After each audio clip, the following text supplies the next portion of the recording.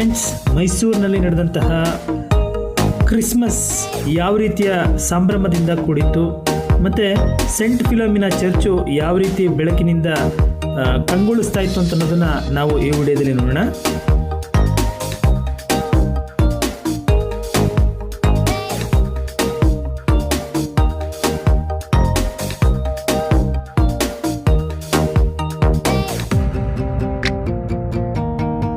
Friends, ಇದು ಚರ್ಚಿನ ಒಳಗಿನ ಆರ್ಕಿಟೆಕ್ಚರು ತುಂಬ ಸಖತ್ತಾಗಿದೆ ಅಂತಲೇ ಹೇಳ್ಬೋದು. ಹಾಗೆ ಈ ಒಂದು ಕ್ರಿಸ್ಮಸ್ ಸಂದರ್ಭದಲ್ಲಿ ಸಾಕಷ್ಟು ಜನರು ನೋಡಲಿಕ್ಕೆ ಬರ್ತಾ ಇದ್ದದನ್ನು ನಾವಿಲ್ಲಿ ನೋಡ್ತಾ ಇದ್ದೀವಿ ಸ್ನೇಹಿತರೆ. ಸೊ ನೀವು ಇಲ್ಲಿ ನೋಡಬಹುದು. ಸೊ ಒಳಗಡೆ ಹೋದರೆ ಎದುರುಗಡೆ ಕಾಣುವಂಥದ್ದು ಕ್ರೈಸ್ತನ ಒಂದು ಮೂರ್ತಿ ನಿಮಗೆ ಇಲ್ಲಿ ನೋಡೋದಕ್ಕೆ ಸಿಗುತ್ತೆ. ಒಳಗಡೆ ಈ ರೀತಿಯ ಅಲಂಕಾರಗಳನ್ನು ತುಂಬ ಸಖತ್ತಾಗಿ ಮಾಡಿದ್ದಾರೆ, ನೋಡ್ಲಿಕ್ಕೆ ತುಂಬ ಚೆನ್ನಾಗಿ ಕಾಣ್ತಿದೆ.